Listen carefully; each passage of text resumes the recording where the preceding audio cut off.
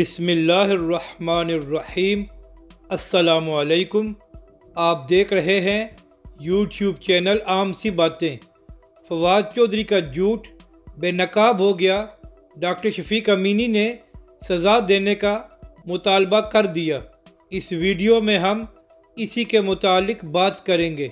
ناظرین کرام، لاہور سبززار سے ایک شخص کو چند دن پہلے FIA نے گرفتار کیا ہے اور اس کا نام مقصود عارف ہے، اور یہی شخص اپنے 2100 جعلی اکاؤنٹس کے ذریعے پاک فوج اور آرمی چیف کے خلاف ٹویٹر پر کمپین چلا رہا تھا، اور جیسے ہی مقصود عارف پکڑا گیا ہے اس کے بعد تحریک انصاف کے لوگوں نے ٹویٹر پر جھوٹ بولنا شروع کر دیا کہ اس کا تعلق تحریک لبیک پاکستان کے ساتھ ہے۔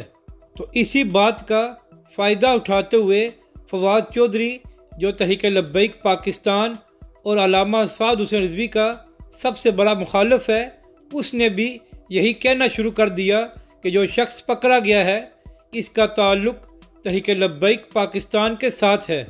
اور یہاں پر اہم بات یہ ہے کہ سینئر صحافی میاں داؤد صاحب نے فواد چودھری کے جھوٹ کو بے نقاب کرتے ہوئے یہ دعویٰ کیا ہے کہ مقصود عارف کا تعلق PTI سے ہے اور وہ فواد چودھری اور تحریک انصاف کے دیگر لوگوں کے کہنے پر یہ پروپیگنڈا کر رہا تھا۔